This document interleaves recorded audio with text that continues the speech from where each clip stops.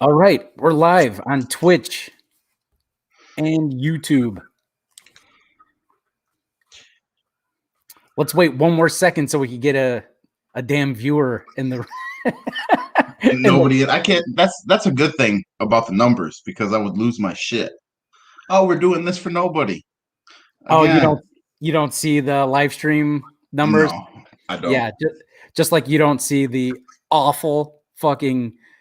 I'm gonna delete all this on the podcast, but the awful comments that come in too. So, oh, there's people talking shit. when they come in, not talking shit, but bad takes. Oh, yeah. I wish I would. That would be more entertaining if we intertwine those. Let's try that this week.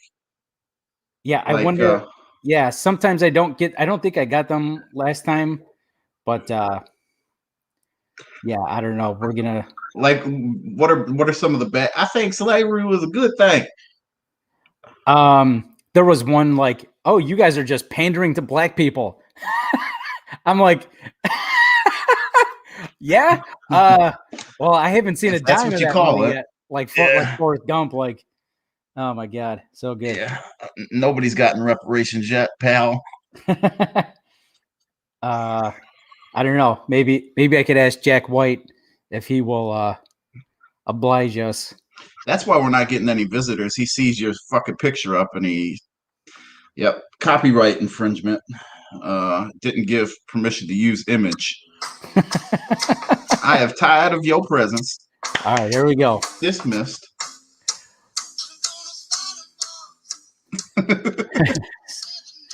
Welcome back to Revolutionary Roulette. I'm Rob Zielinski, and you can find me on Twitter at Rob Zielinski. That's ZIELINSKI, or follow me on Instagram at ZobF37, or follow the brand new Instagram page on Instagram at Revolutionary Roulette. Or if you want to get in contact with us, email us at revolutionaryroulette@gmail.com. And I'm joined, as always, by my co-host, Mr. Joshua Catlow. Good evening, folks. You can find me on Facebook at Joshua Patrick. You can find me also at Joshua Patrick on Instagram, and you can find me on Twitter at Joshua Catlow, and where I'm usually having arguments in regards to how the Bears are going to go 16-0 or 17-0, and all those type of bad takes. Yes, so that's where you can find me, folks. Okay, welcome so I hope there are some Huey Lewis and the News fans out there, because we're going back in time. Gotta go back in time. And this time, it's to Virginia in 1676. So back to the 1600s. And we're going to start things off with Bacon's Rebellion. And here's a Josh joke that I thought of. And no, that's not when you eat way too much bacon on a Sunday morning and you're on the John all afternoon. Did somebody say bacon? I definitely smell a pork product of some sort. So I'm going to keep teasing this until we actually get our first damn patron. So go to patreon.com/revolutionary roulette, become one of our newest patrons at any level, and I will give you access to my bit about Jerry Seinfeld talking about bacon and coffee. Bacon! This week had me recollecting, if you will, about an old friend of mine who, TD used to give me shit for being one of the few people in the world that doesn't have the name Mohammed, that doesn't enjoy bacon particularly. And I always used to say, my hot take was, man, I think turkey bacon's way better than regular bacon. And he always used to either call me some kind of derogatory term rhyming with Labussy. So As well he should have. yeah, so rest in peace, TD. I was thinking about you all damn week because of our bacon back and forth. So There you go. we're not talking about that, but we are talking about Nathaniel Bacon Rebellion. But we'll get into that as the post takes us there. So That's right. So Nathaniel Bacon was a white frontiersman originally from across the pond in Suffolk. He led a rebellion made of other white colonists who were joined by black and white servants and black slaves.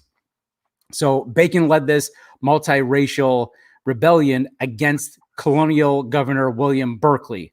The rebels were burning Jamestown to the fucking ground, and Berkeley felt so threatened by the rebels that he actually fled the capital. England felt compelled to try to maintain order among the 40,000 colonists in Virginia, so they sent 1,000 soldiers across the Atlantic to try to quell the uprising.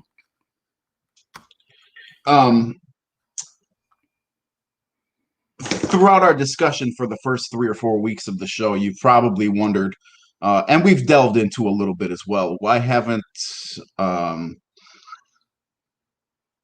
the black folks and the indentured servants combined forces, or even white folks and the American Indians, or whatever combination of the three, you wanted to think about, why haven't they tried to overrun the government with a huge push instead of just slacking on their work or stalling tactics to not bring in as much effort for their slave owners and things like that? And you've probably been wondering, maybe that could be a way to combat what was going on. And this is where we finally get to some of those efforts. So I'm going to build in larger portion, that is. Exactly. Yeah. So I'm going to build off that. And the reason Bacon's rebellion started was because some white people were ignored when land grants were being given away, because they were being given to the rich or politically connected whites. And the reason why that is a huge issue is because during the time of the rebellion, for you to be able to vote, you had to be you had to be many things, but one of which, you couldn't vote if you didn't own land. And if you were getting passed up or looked over for owning property, then you were getting fucked when it comes to the ballot, kind of like we all do each and every day nowadays. But that's a story for another time. It also meant that these ignored white Virginians had to seek land to the west besides the voting rights. But of course, Indians occupy the western frontier, so they're being forced west into threatening Indian territory. But the aristocrats who have now monopolized the land in the east are like, that's not a me problem, that's a you problem. So just not my problem. Yeah. So in this particular instance, white folks and certain slaves that tried to escape were getting hounded, if you will, coming from both the east and the west, and going laterally and horizontally. It didn't help either. As we all know, north versus south is even worse. So there were certain people that were fucked no matter which way they were trying to escape their oppression. So not only that, but Governor Fuckface Berkeley, and we're going to be calling him that a lot, or I might even shorten it to like GFB, and you're going to know who I'm talking about. So he was actually bribing Indians to be his allies or even be spies for him to work against the white frontiersmen. And this was a cunning move because the benefits were twofold. So it helped to divide the Indians using the old divide and conquer tactic to try to at least, try to control the Indians a little bit. But it also meant that the white frontiersmen settlements would act as a buffer between these Jamestown bros and the Indians? It was when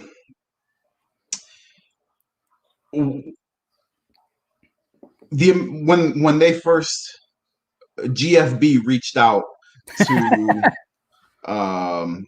the American Indians at first, their natural instinct was like, man, I smell white man on this. Something ain't right.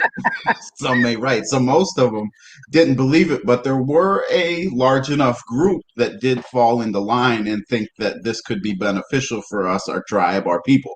And of course, that's not the case because the white man. And as you know, on this show, we pander towards black people just because we have nothing better to do, and that it wasn't called for in history how it actually happened.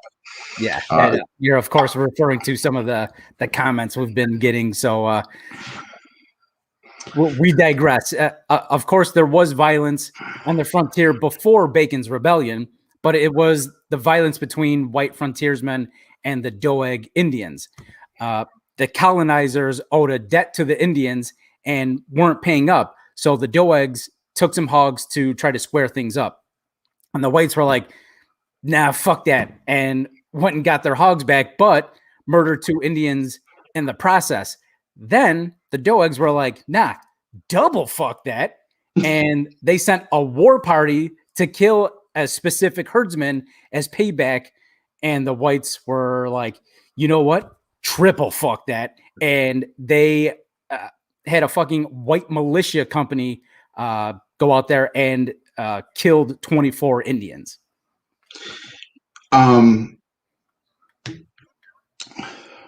It's all good stuff. Yeah, there's really nothing to be added to exactly what you said there that wasn't already said. So I can move on here quick so we don't this hour goes by so damn fast it's not even fucking funny. It is. It is. The receipts of the week come from a man named Wilcom Washburn, because of fucking course his name was Wilcom Washburn. And he did a extensive study of Bacon's Rebellion using British colonial records and from Governor Fuckface Berkeley himself. In regards to a rough 1676, Washburn wrote, there was genuine distress, genuine poverty. All contemporary sources seek of the great mass of people as living in severe economic straits. And, you know, an aging north of 70 years old Governor Fuckface, he wrote, how miserable that man is that governs a people where 6 parts of 7 at least are poor, indebted, discontented, and armed. And that phrase 6 parts of 7 that GFB uses gives us some insight that an upper class already exists in the 1670s. And in fact,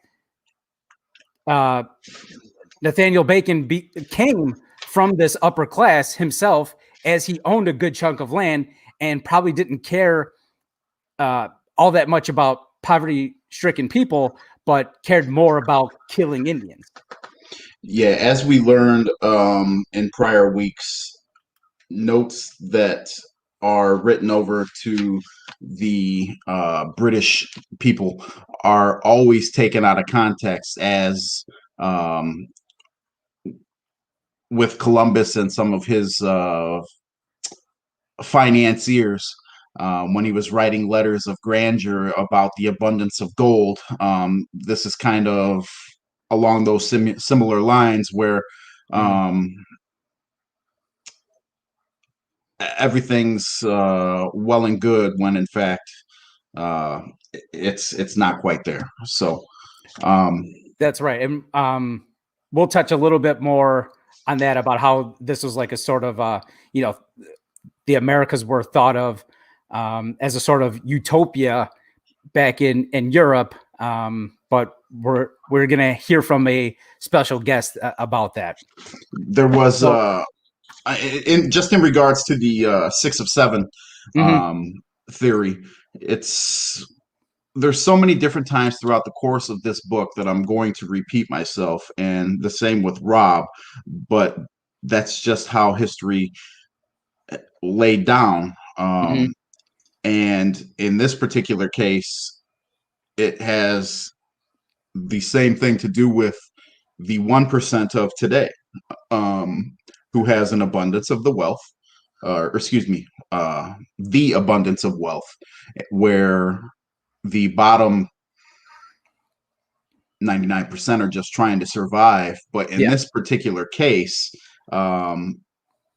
the colonies weren't as populated today, obviously, and the numbers of which people are that were struggling to get by or sleeping in back of taverns or on the side in tents and things like that just to get by are in large abundance. So some things never change when it comes to the fact that the rich get richer and the poor struggle just to make ends meet. And that's been 400 plus years and going strong. Yeah, going real strong. So that's part of what we're doing here, right? Is trying to just change it a little bit. Otherwise, we're not going to have a world to live in. So, but Bacon, I'm just going to read from the book here quickly, became a symbol of mass resentment against the Virginia establishment and was elected in the spring of 1676 to the House of Burgesses. When he insisted on organizing armed detachments to fight the Indians outside official control, Berkeley proclaimed him a rebel and had him captured, whereupon 2,000 Virginians marched into Jamestown to support him. Berkeley let Bacon go in return for an apology, but Bacon went off, gathered his militia, and began raiding the Indians. And with your permission, I want to kill some Indians. That's exactly what it was. And his particular grief was with the American Indian. It wasn't pandering towards that so much of, hey, let's try and help clear up some of this poverty that we have going on with the lack of corn from the crop that didn't come in, and the majority of tobacco sales being from that 1% or around 40 or so people that owned that 1% at that particular time. Right. And usually when it comes to exports, you set your rate at which you're purchasing because, well, you're exporting it.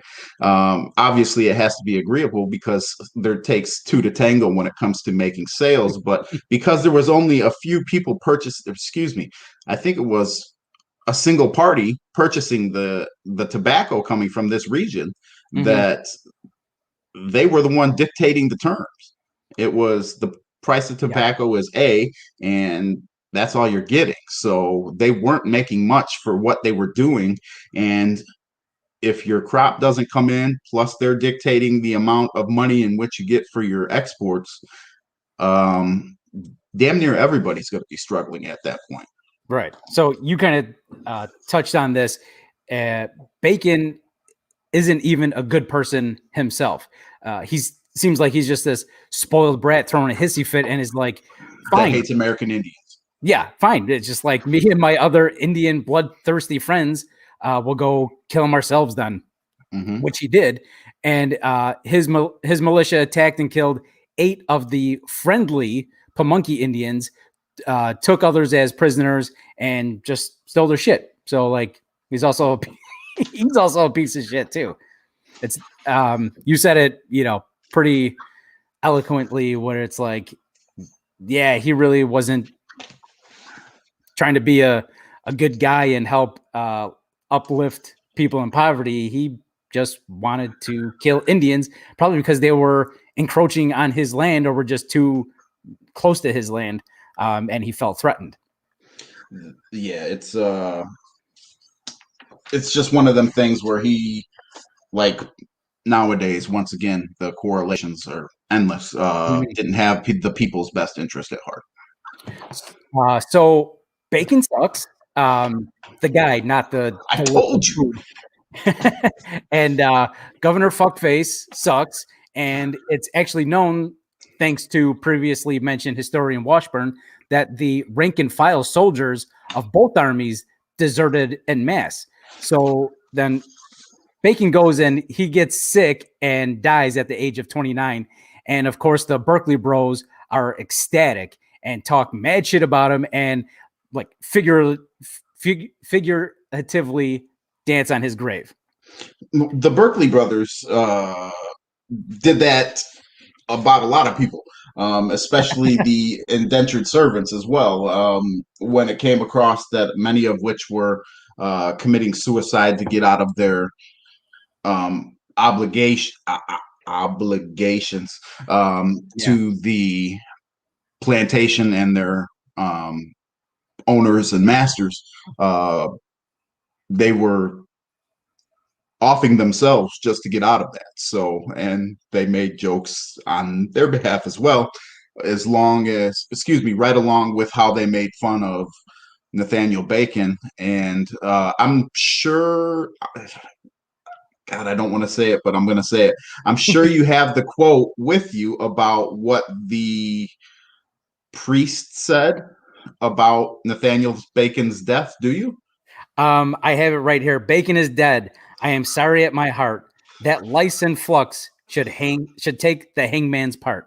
Yeah, it's kind of funny. It's like I'm sorry at heart that the lice and hangman. It's like, oh, you're some kind of poet now, huh? And this is what once again one of God's chosen people here, with the kindest of words. I get it. He wasn't the greatest of human beings and did a lot of things for himself, but again, rejoicing at somebody's demise is probably not the best way through the course of history. Right. So I actually didn't have that in the actual outline here. Oh, you just happen to I be on just the page. happened to be on the page. Very nice. Yeah, that worked out nicely, but I'm trying to stay away from the religious aspects of this. We're gonna get into it more later on. What is a little bit more prevalent, but I'll just throw quickly the disclaimer out there. We don't have anything to against Rob or myself personally against your beliefs, systems, your faith in whatever God you so choose to serve. It's the organized religions and the things in the name of Christianity and others that are what we have and take issue with. Whatever God you serve, we respect that. Using that for an excuse to start wars across hundreds of years, that part not so much. That's right. So when the since the head of the rebel snake just got sick and fell off, morale was low, and the rebellion was put down soon after Bacon's death. I'm going to let Zinn take over for a minute here, All right.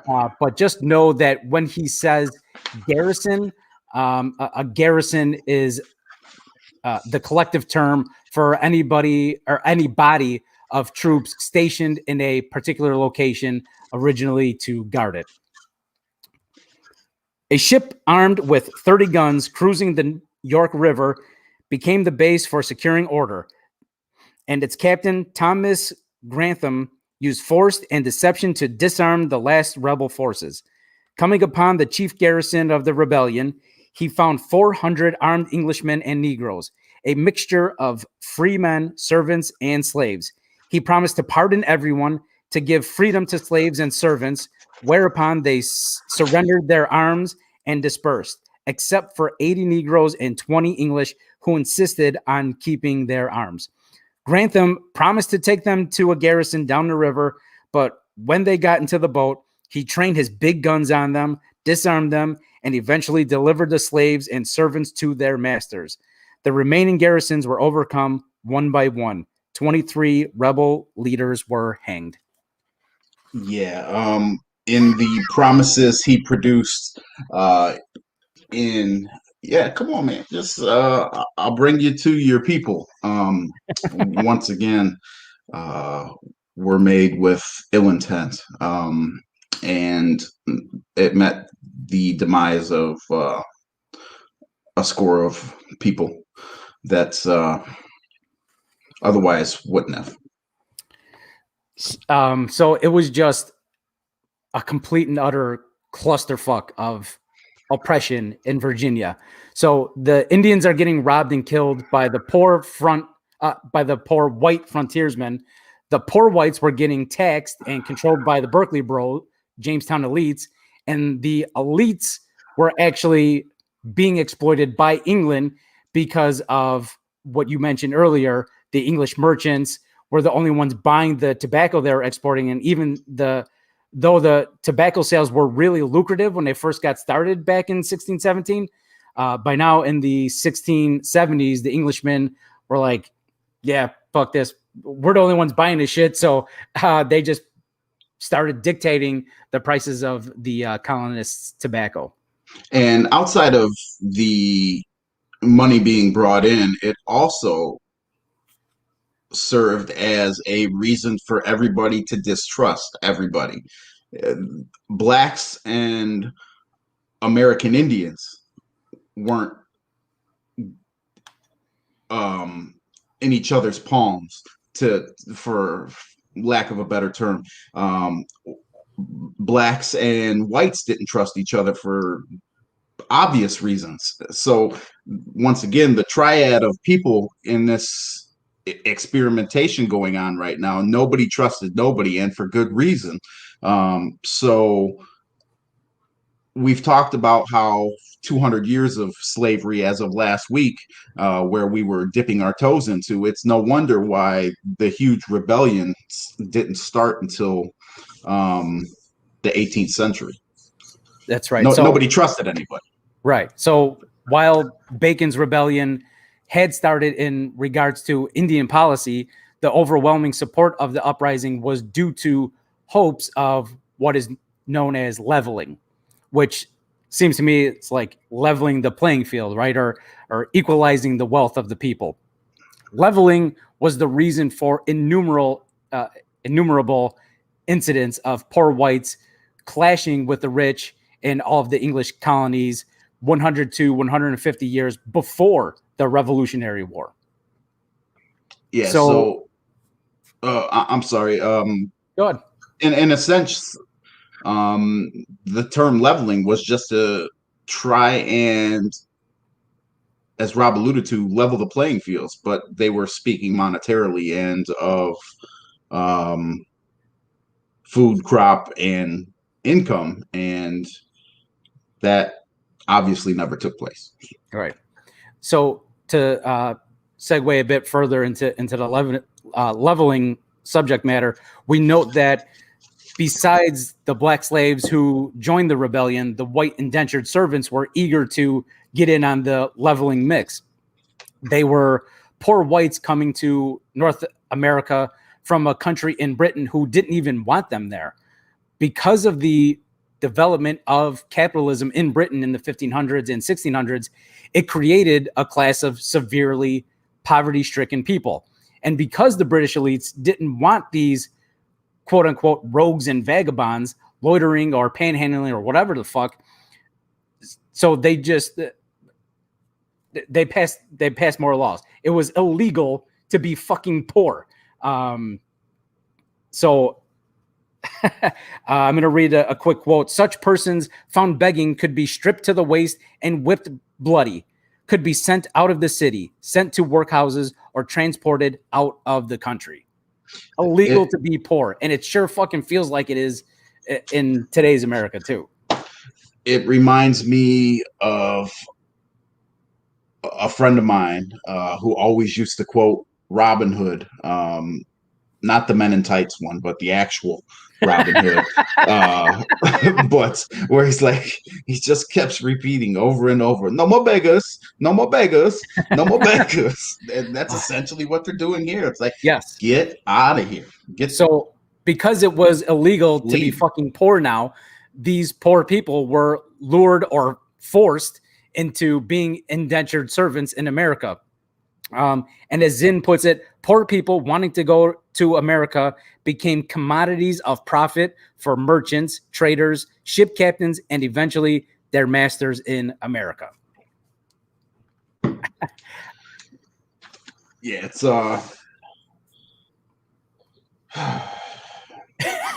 it's bad. I'll give you more to chew on here.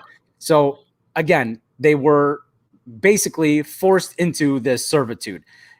The rich people were like, okay, we'll pay you for your passage if you just sign on the dotted line that says you'll be my slave for the next 7 years. And I'm thinking, how does that even compute? Like, it's one fucking boat ride that lasts up to 12 weeks, and now you're enslaved for 7 years. And it makes me think about class consciousness again, especially nowadays. These rich motherfuckers do not care what race you are. They will treat you like shit no matter what, so long as you're making them money and making them more comfortable. Yeah, in this particular instance, when it was 4 to 7 years to earn your freedom back for a 12-week boat ride in which you would be, if you were, to put it in realistic terms, shoved in like sardines with a bunch of other people, and most of the time ran out of food, ran out of rations, water, etc. Dumping infants overboard, because of which, so instead of starving, they would drown to death and put themselves out of their misery. And also a lot of adults did the same thing. So this boat ride in which they had to sign up for 7 years of slavery, just like you said, didn't compute to, why am I giving away my life like this? But it's something that exactly, just 7 years for a 12-week boat ride. I understand that they're also like affording you the opportunity, but it still doesn't add up to me. And like you mentioned, these trips to America were no fucking Carnival cruises either. So the ships were just vessels trying to get the goods, in this case, poor whites, to the port.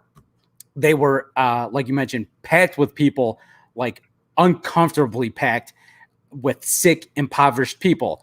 They smelled like shit and piss and vomit from all the seasickness, right? You can't just bring fresh produce on a voyage that takes 8 to 12 weeks. So they're all eating this poor quality, highly salted meats, which is making them even more sick. The drinking water is fucking filthy. And like you mentioned, if bad weather, if there was bad weather, the trip took longer than expected, they would run out of food. One particular ship called the Seaflower left from Belfast in 1741 and took 16 fucking weeks to get to Boston. So that's what, a hidden iceberg. Oh, that's that other ship from Belfast. That other one. So that's 4 to 8 weeks that they were without food. There were 106 passengers, and 46 of them died of starvation. And the survivors literally consumed and ate those that died. 6 of them. Six people. Yeah, 6 people were found gnawing on one another, like, can I get some thigh meat? Just whatever. You had to do what you had to do to stay alive at that point. Like you said, some people decided that it wasn't worth it and jumped, and some people reached out to cannibalistic tendencies just to make it across for however long it took. And just imagine what you would do if you had to put yourself in those positions in which you were living in the shittiest of quarters. And when I say that, I'm talking about actual feces, urine, death, and whatever kind of vile, disgusting things you can think of being in the bottom of those ships. So just a few more quick examples and we can move on. But this is like a kind of another podcast does it where they call it like a gold star moment, because it's kind of, it's hard to listen to.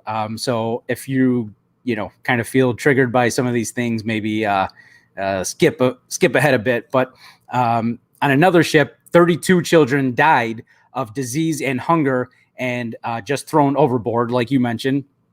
On another ship, a woman was trying to give birth during a brutal storm on the open sea. She was having trouble delivering the baby in those conditions, and some fucking monsters aboard the boat just pushed her through one of the portholes into the sea. And then just know that kids were kidnapped in the streets of English cities by the hundreds and shipped to Virginia to work. And in the book, Zinn says it like children were rounded up by the hundreds. But in this case, I think it's appropriate to say that they were fucking kidnapped.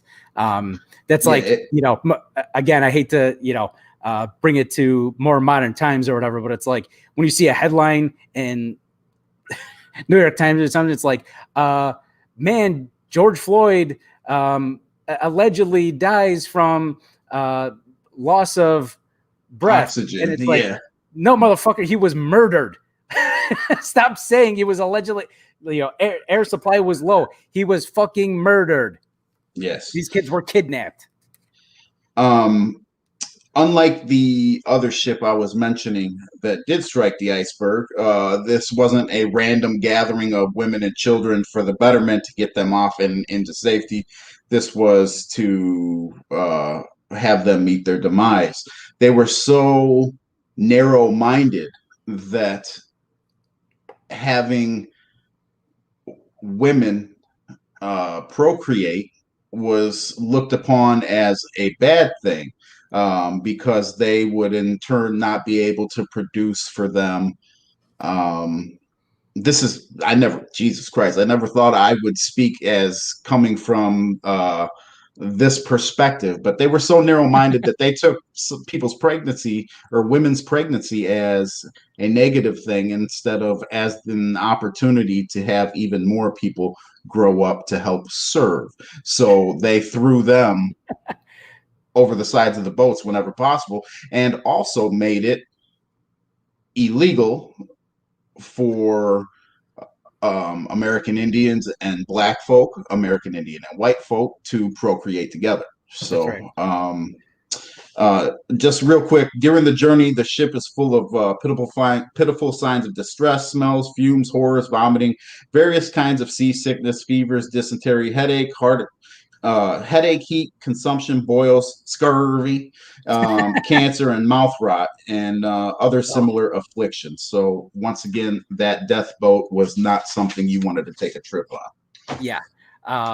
The mouth rot thing got me too. I was like, I don't even want to know what that is. I once Googled thrush and I wish I never did that. So mouth rot just sounds brutal.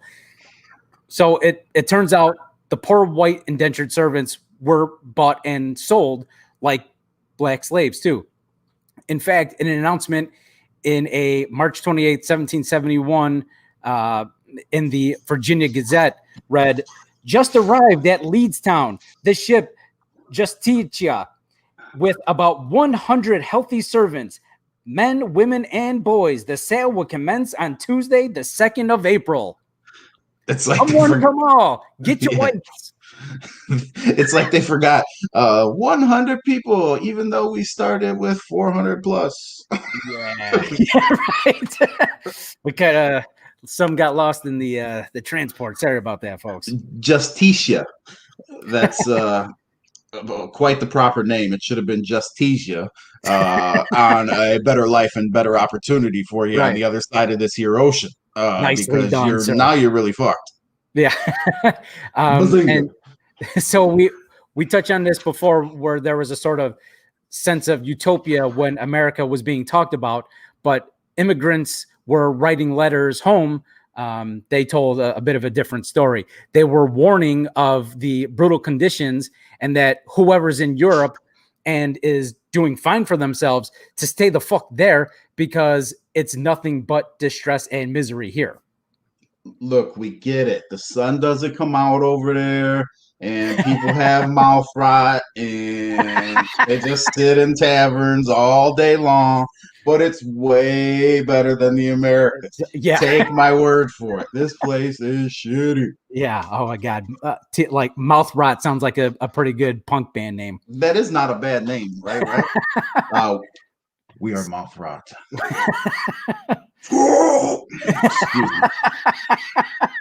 So it wasn't uncommon for servants to be whipped and beaten. Of course, masters would beat the shit out of them and beat them over the head with canes. So things were so bad in Maryland court records illustrated that many servants killed themselves. That's how bad it was. Yeah, and once again, that's just something that's going to be a repetitive thing throughout the course of history. Along the lines of religion, most people think of suicide in the negative terms, but have they ever put themselves in the position of people that have been on a boat to be bought and sold, or having to jump out of a burning building, i.e. 9/11? So once again, when Christianity puts their marks on different instances throughout the course of history, you should probably do so with a knowing mind of what other people were going through at the time of making their decisions. That's right. So I want to jump back a little bit to something that you mentioned before in regards to masters trying to control the sex lives of their servants, obviously, especially of women servants. And as you mentioned, because being pregnant and having a baby would interfere with the cheap labor that they provided. So even Benjamin Franklin, old $100 bill face, Franklin Benjamin himself, he wrote a yearly almanac under the pseudonym Poor Richard, in which he advised his elitist readers, quote, "Let thy maidservant be faithful, strong, and homely." Such a piece of shit. So get you an ugly, unfuckable maid so she don't get pregnant and fuck up the who's going to do what chores rotation. The funny thing is that everybody that has put up fuss about trying to get Harriet Tubman on the $10, or is it the $20 bill? I think it was the 20. Excuse me, to replace Andrew Jackson. There's not a single one of these motherfuckers that should be on the face of any of the money. They're all evil-hearted pricks. And that's straight down the lines, from ones to Benjis. Each and every one of them were horrible, horrible human beings. The only, I guess you could say, saving grace of the group is Lincoln with he had a change of heart. I'll make this real quick because it has nothing to do with this chapter. At least he had a change of heart as to how he originally thought along the lines of consuming slaves much, much later towards the end of his life. But some people never got there, so I'm not giving the guy a pat on the back for this, but I'm just saying at least he did eventually realize the ill and error of his way. Right. And this might be no, that's all right, because this might turn into like a sort of super tease. Eventually, I would like to cover books on Reconstruction, more specifically, Black Reconstruction, the book written by W.E.B. Du Bois. So no servants could get married without permission from the master. There were laws against servants getting married or fornicating, and they could be separated from their families and whipped by law for these offenses. And the servants were getting screwed at every angle too, because yes, there were colonial laws that existed to curb master excesses against the servants, but they weren't enforced, as we now know from historian Richard Morris, who studied the early court records that tell us only masters could serve on juries. No servant was allowed to be on a jury. So how fucking lopsided is that shit? Like it. It's kind of like that's never changed either, because nowadays you get to go along the line. It's like a pickup game of basketball where the defendant and the plaintiff, I'll take him. Mm-mm, too crackerish. Well, how about him? We have to have diversity. Not no blacks either. So it's not as bad because they do have to have diverse juries in most trials. It's like they get to sit there and oversee your character before they make a decision on who's going to sit on the jury instead of just trying to make it be a fair decision, for lack of better terminology there. I apologize. Right. Yeah. Not having like, a jury of your peers. Those aren't your fucking peers. Those are your literal masters. Correct. So everything was just rigged from the start. And we'll continue the chapter next week when we continue to take a closer look at this developing and clear-cut class system in America. Before we wrap up, we have a little bit of time here. And one thing I wanted to mention is when I'm reading these quotes, sometimes they say words that are still or are now offensive, like the word Negro, because of course we go by Black Americans or African Americans. And that's something else people need to learn. Not all African Americans want to be called African American because they may be Black. They may be from Cuba or, one of those countries. So they're not actually African American. So you do have to, be cognizant of that. And when I'm reading these quotes, I'm saying words like Negroes just for the sake of being accurate, right? If there are people out there who rather I not say that word, please let me know. I can tell you now, I don't think there is in this book, but if we ever get to a point where the N-word is quoted, I will not be saying that word. That is not my word. That is not our word. So, fear not. We will not be saying the N-word on the show, even if it's a direct quote. It will be said as the N-word. And I, not too long ago, I mean, it wasn't very recent, but I watched the video of some of my favorite comedians having a conversation, and guys like Ricky Gervais are saying the N-word, and I hate to go back to Jerry Seinfeld here, but he's the only one. He's the only one who would not say it, and I learned from him. Obviously, Jerry Seinfeld isn't the greatest guy. He was dating an 18-year-old when he was in his 30s. But you had to have known that one. Ooh. No, I was like, "What's wrong with that?" I didn't. I didn't know that. Okay, yeah. At least they were 18, and he wasn't doing the Woody Allen shuffle. But right. I'll have to double check that. I believe she was 18, but I think she was still in high school. Like he was still picking her up at high school. See, hit us up on Patreon, and we could get into some more Jerry Seinfeld. That's what I'm saying. Is this thing on? I'll tell you that Jerry Seinfeld story too when we get there, and that's a good one. But yeah, again, Seinfeld was the only one who wouldn't say it, and he said, "No, that's not our word to say." What's the deal with you guys saying the N-word around me?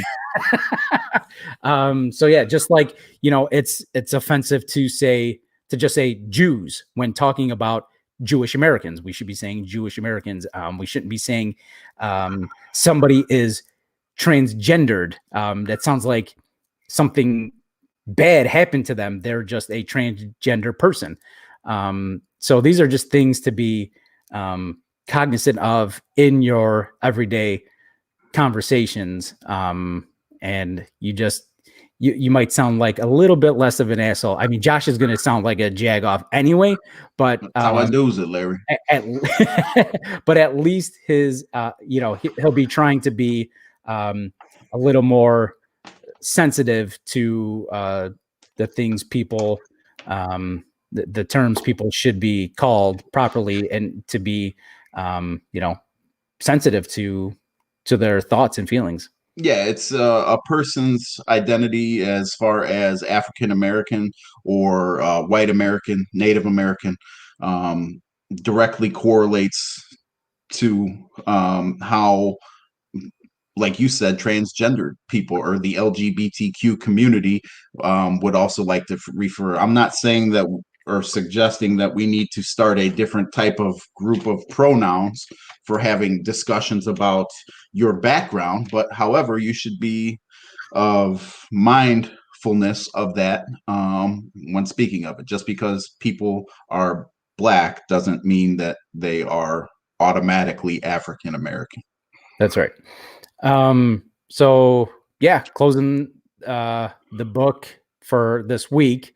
We're gonna have to do a 2-part, and there's a slight chance, I highly doubt it, but there is a slight chance that we do the rest of chapter 3 and finish chapter 4.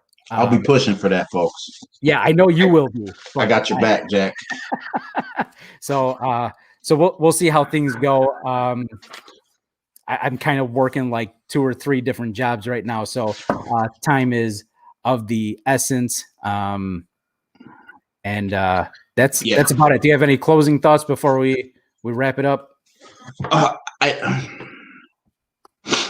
really do, but they don't have anything to do with the book in particular, so I'm going to keep them to myself. But can I pose a question to the listeners while we're doing this before we get off the air? Yeah. If you would like us to, this is a show that deals directly with the history of the United States and how it came together. Well, not just the United States, but for the most part, how it became a country. If you would like us to intertwine that with some of the things that are going on, and what is particularly on my mind is the Derek Chauvin case. We're not going to talk about it at length, but in this particular instance where we have 8 minutes or so left before the hour hits, we could talk about it for 2 or 3 minutes, just bounce a couple ideas off of each other.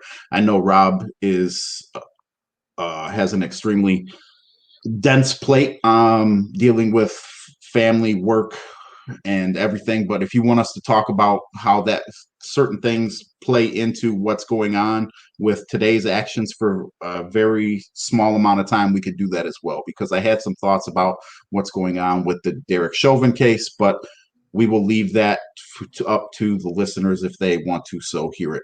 So right, that could also be another Patreon perk if people are interested. So yeah, to hear our opinions personally about how we feel the case is going, which way it's leaning. Will the defendant get off? If he does, what are we burning down first? All those different things we could talk about on Patreon. And once again, at Joshua Patrick for Facebook and Instagram, and at Joshua Catlow on Twitter. I will try to see if I can just make them all united so it makes it easier to find me. But also don't forget to hit us up at revolutionaryroulette@gmail.com. Rob, take us home. You pretty much, I think you covered it all. So we've been Revolutionary Roulette. I'm Rob. That's Josh. And we'll be back next week to finish up chapter 3, possibly wrap up chapter 4 as well. Thanks, guys.